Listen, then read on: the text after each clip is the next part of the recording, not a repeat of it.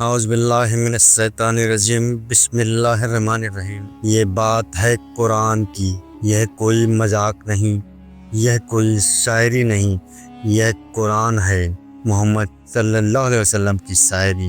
مکہ میں ایک شخص کا کہنا یہ وہی شبد ہیں جو شوہر کو بیوی سے جدا کرتے ہیں، لوگوں میں آگ بھڑکا دیتے ہیں۔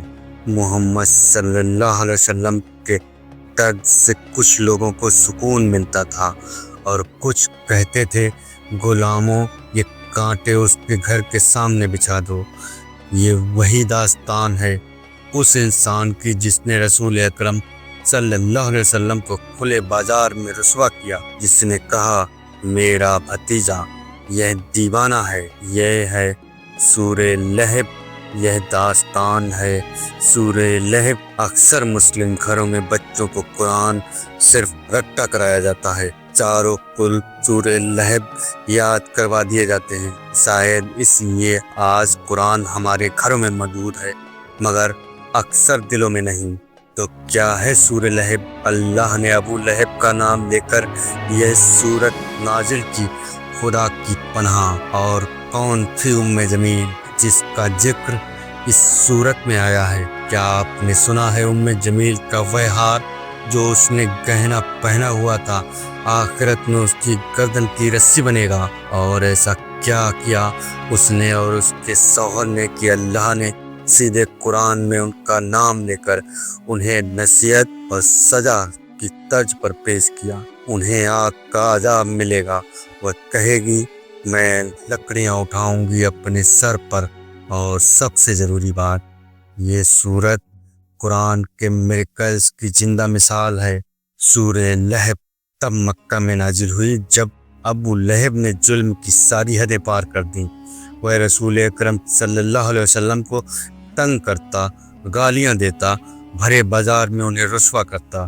میرے بھتیجے نے باپ دادا کا مذہب چھوڑ دیا جیسے یہ کوئی گناہ ہو۔ اور یہ سب اس صبح سے شروع ہوا جب سورج کی کرنیں مکہ کی مٹی کو چوم رہی تھیں۔ اونٹ ریتیلے میدانوں میں دوڑ رہے تھے، کچھ شیشے میں خود کو نہار رہے تھے، کوئی ناشتہ کر رہا تھا، کوئی ابھی بستر سے اٹھ ہی رہا تھا اور کچھ کام پر جانے کی فرصت میں تھے۔ پر کوئی تھا جو صفا کے پہاڑ پر چڑھ رہا تھا۔ وہ کون تھا؟ محمد صلی اللہ علیہ وسلم۔ صفا کے پہاڑ پر کھڑے ہو کر رسول اکرم صلی اللہ علیہ وسلم نے ایک گہری سانس لی، پکارا یا صباحا۔ یہ نہ کوئی اذان تھی نہ کسی سوداگر کی پکار، یہ قطرے کی پکار تھی۔ اے لوگوں اٹھو اور میری بات سنو، تم پر خطرہ ہے۔ لوگ اپنے گھروں، دکانوں اور روزمرہ کے کام چھوڑ کر اکٹھا ہوئے۔ رسول اکرم صلی اللہ علیہ وسلم نے ان سے پوچھا اگر میں تم سے کہوں کہ پہاڑ کے پیچھے دشمن کی فوج تم پر حملہ کرنے آ رہی ہے، کیا تم مجھ پر یقین کرو گے؟ لوگ بولے ہاں ہم مانتے ہیں، تم سچے ہو، تم امین ہو، تم صادق ہو، تم محمد صلی اللہ علیہ وسلم ہو۔ ان جوابوں کے بعد رسول اکرم صلی اللہ علیہ وسلم نے کہا میں تمہیں خبردار کرتا ہوں اس آنے والے عذاب سے، اور عبادت کرو اس ایک رب کی جو ساری کائنات کا مالک ہے۔ یہ کہنا تھا کہ یہ سب سن کر وہاں کی ہوا بدل گئی، چہروں پر سناٹا چھا گیا۔ کئیوں نے کہا کیا اپنے باپ دادا کا دین چھوڑ دیں؟ اور پھر ایک آدمی اٹھا، نفرت اور غصے سے بھرا، اور چلایا تجھ پر پہاڑ پلٹ جائے، تیرے ہاتھ ٹوٹ جائیں۔ وہ آدمی کون تھا؟ وہ آدمی تھا ابو لہب، رسول اکرم صلی اللہ علیہ وسلم کا چاچا۔ اس کی بد دعا جیسے آسمان کی طرف اٹھی اور اسی پل وہیں سے لوٹ کر اس پر ٹکرا گئی۔ یہی وہ گھٹنا تھی جس نے سورہ لہب کو جنم دیا، ایک چیتاونی، ایک امانت اور قرآن کی ایک سچی داستان۔ جب آپ اگلی بار یہ سورہ پڑھیں تو اس کا مطلب صرف اتہاس نہ سمجھیں، اسے اپنے دلوں کی مرر بنائیں۔ دیکھیے جہاں نعمتیں ملی وہیں سے غفلت بھی شروع ہو سکتی ہے۔ جہاں نفرت اور ظلم کیا گیا وہاں کی سزا سمے لے کر آئے یا نہ لائے پر ضرور آ کر دستک دے گی۔ ابو لہب، اس کے نصیب کے پنوں میں جہنم کا عذاب ہمیشہ کے لیے لکھ دیا گیا تھا، پر اللہ نے اپنے نبی صلی اللہ علیہ وسلم کو یہ بات اس وقت تک نہیں بتائی۔ علماء کہتے ہیں اگر یہ سورہ اسی وقت نازل ہو جاتی جب نبی اکرم صلی اللہ علیہ وسلم کھل کر مکیوں کے سامنے پہاڑ پر بول رہے تھے تو لوگ کیا کہتے؟ وہ اپنوں کی برائی کرتا ہے، وہ اپنے چاچا کی بے عزتی کر رہا ہے۔ یاد رکھیے اس دور میں چاچا کا درجہ بالکل والد کے برابر مانا جاتا تھا، خاص کر جب سگے والد کا انتقال ہو چکا ہو۔ وقت گزرتا رہا، رسول اکرم صلی اللہ علیہ وسلم جگہ جگہ گھوم کر لوگوں کو عبادت اللہ کا پیغام دیتے رہے، لیکن ابو لہب ان کے پیچھے چلتا رہا، نفرت میں، غصے میں۔ یہ کون سی نئی شاعری لے آئے ہیں؟ وہ بازار کے نوجوانوں کو اکساتا، ان کو پتھر مارو، پکڑو، ان کو گالی دو، مگر ظلم یہیں نہیں رکا اس کا۔ ابو لہب کی بیوی ام جمیل خوبصورتی میں مشہور تھی، پر اس نے نبی اکرم صلی اللہ علیہ وسلم کو تنگ کرنے کے نئے نئے طریقے ایجاد کیے۔ وہ بولتی، تم ان لوگوں میں سے ہو جنہوں نے اپنے باپ دادا کا مذہب چھوڑ دیا۔ سب سے بڑی ڈراؤنی بات تب ہوئی جب ابو لہب نے اپنے بیٹوں سے کہا کہ بے اپنی بیویوں کو طلاق دیں، کیونکہ بے رسول اکرم صلی اللہ علیہ وسلم کی بیٹیاں تھیں، ام کلثوم اور رقیہ۔ دن گزرتے رہے، سامیں راتوں میں ڈھلی اور ابو لہب کی ظلم کی حد نہیں ہوئی۔ تمہارا بھتیجا دیوانہ ہو گیا ہے، اسے مت سنو، یہی اس بیوی کی آواز تھی۔ اور جب ان ظلمات کی انتہا ہو گئی تب نبوت کے 10ویں سال میں سورہ لہب نازل ہوئی۔ بسم اللہ الرحمن الرحیم۔ تبت یدا ابی لہب، و تب پہلی آیت تبت یدا ابی لہب۔ یہاں اللہ تعالیٰ نے کہا ابو لہب کے دونوں ہاتھ ٹوٹ گئے اور وہ برباد ہو گیا۔ دھیان دینے والی بات یہ ہے کہ یہاں پاسٹ ٹینس میں کہا گیا ہے، یعنی یہ بھوشوانی نہیں ہے بلکہ حکم الہی کا فیصلہ ہے جو پہلے ہی پورا ہو چکا مانا جائے گا۔ جس لمحے ابو لہب نے رسول اکرم صلی اللہ علیہ وسلم کی بے عزتی کی، اسی لمحے اس کے لیے بربادی مقرر کر دی گئی۔ دوسری اہم بات، کیوں ہاتھوں کا ذکر، کیوں سر، پیر یا دل کا نہیں؟ اس کے پیچھے گہری سی سوچیے۔ ایک بہادر سپاہی ہاتھ میں تلوار اور ڈھال ہوتی ہے، دونوں ہاتھ کام کرتے ہیں، ایک بار کرتا ہے دوسرا بچاؤ کرتا ہے۔ اگر دونوں ہاتھ ٹوٹ جائیں تو وہ نہ وار کر سکے گا اور نہ بچاؤ، یعنی وہ بالکل ہی کریاسیل یا رکشاتمک دونوں طاقتیں کھو دے گا، یعنی وہ بالکل ہی وار کرنے اور بچانے دونوں کی طاقتیں کھو دے گا۔ بالکل ویسا ہی ہوا ابو لہب کے ساتھ۔ اس کی ضرورت کی ہر چیز، مال، طاقت، کنیکشن، رشتے، سب برباد کر دیے گئے۔ اس نے خود کو اپنے ونش کو بچانے کی پوری طاقت لگا دی، اور انجام جب وہ مرا، موت اتنی بدتر تھی کہ کوئی اسے چھونے یا دفنانے کو تیار بھی نہیں ہوا۔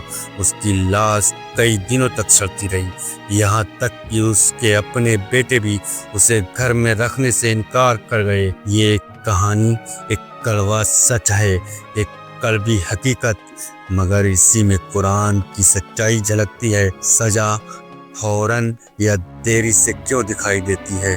یہ اللہ رب العزت کی حکمت ہے۔ بھائیوں اور بہنوں، اس سے ہماری کیا سیکھ ہے؟ کسی کا گھمنڈ، کسی کا ظلم، کسی کا اپنے رب کو بھلا دینا، یہ سب برائی اور بربادی کا راستہ ہے۔ جو ہاتھ دوسروں پر ظلم کرتے ہیں وہی آخر میں اپنے آپ کو بچانے میں ناکام رہ جاتے ہیں۔ آج کے دور میں بھی لوگ ایسی راہوں پر چلے جاتے ہیں جہاں شہرت، دولت، طاقت، پیسہ کے پیچھے بھٹک کر اللہ کی دی ہوئی نعمتوں کو بھلا دیتے ہیں۔ قرآن میں انہیں آگاہ کیا ہے۔ نعمتوں کا احساس رکھیں، توحید پر قائم رہیں، کسی کو اپنے رب کا مقابل نہ سمجھیں۔ انہی سب حقیقتوں کی روشنی میں ہم آگے کی سورہ لہب کی باقی آیتیں اور تفسیر کو سمجھیں گے تاکہ یہ پیغام دل تک اترے اور زندگی میں اثر دکھائے۔ اب آتے ہیں آیت نمبر 2 کی طرف۔ ما اغنا عنہ مالہ وما کسب، یعنی نہ اس کا مال اس کے کام آیا اور نہ اس کی کمائی۔ ابو لہب ہمیشہ عقل میں کہا کرتا تھا، اگر محمد صلی اللہ علیہ وسلم سچے ہیں تو میں اپنے مال سے اللہ کو بھی خوش کر لوں گا اور اپنے آپ کو جہنم سے بچا لوں گا۔ لیکن جب اللہ کا عذاب آیا تو اس کی دولت، اس کی اولاد، اس کی شہرت سبھی بیکار ثابت ہوئے۔ یہاں لفظ آیا ہے کسب، یعنی انسان کی خود کی کمائی۔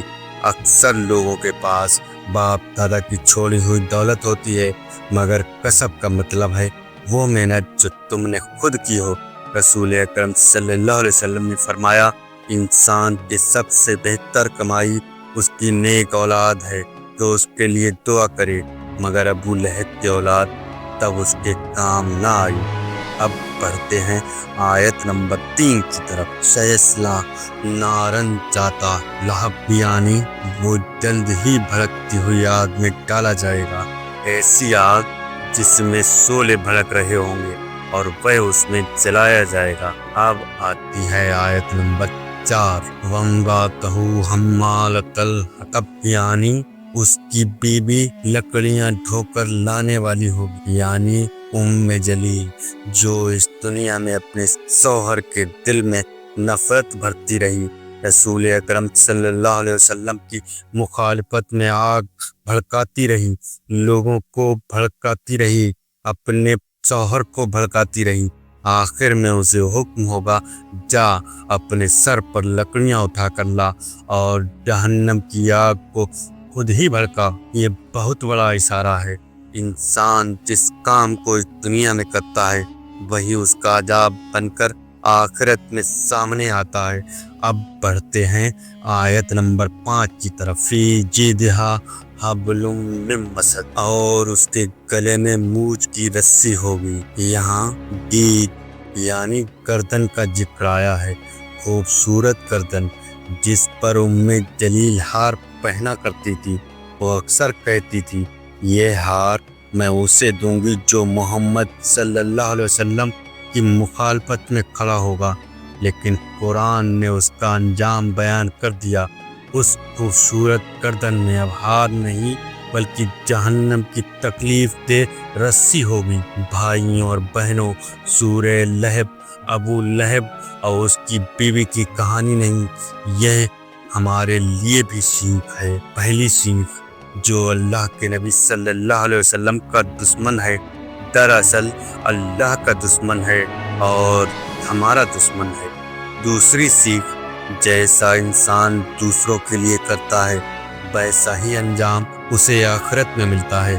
اور تیسری سیکھ، میاں بیوی، دوست دوست، بھائی بھائی ایک دوسرے کا سہارا ہوتے ہیں۔ اگر ہم برائی کو بڑھاوا دیں گے، چغلی اور نفرت کو بھڑکائیں گے تو انجام وہی ہوگا جو جلیل کا ہوا۔ تو آؤ اللہ سے دعا کریں کہ وہ ہمیں برائی سے دور رکھے، رسول اکرم صلی اللہ علیہ وسلم کی محبت اور سنت پر قائم رکھے اور ہمیں ان لوگوں میں شامل کرے جن کے لیے قرآن روشنی اور رحمت بن کر آیا۔ تو بھائیوں، امید کرتے ہیں آپ لوگوں کو ہماری اس ویڈیو سے جانکاری ہوئی ہوگی سورہ لہب کیوں نازل ہوئی۔ اگر جانکاری حاصل ہوئی تو ہماری اس ویڈیو کو اپنے یار دوست رشتہ داروں کو شیئر کریں، ہمیں سپورٹ کریں ایسی ویڈیو اور لانے کے لیے، اور اپنے یار دوست رشتہ داروں کو شیئر کریں ویڈیو، کیونکہ انہیں بھی جانکاری ہو۔ کیونکہ اگر ہم اپنے دین کے اتہاس کو جانیں گے نہیں تو خود کو پہچانیں گے کیسے؟ اللہ حافظ دوست۔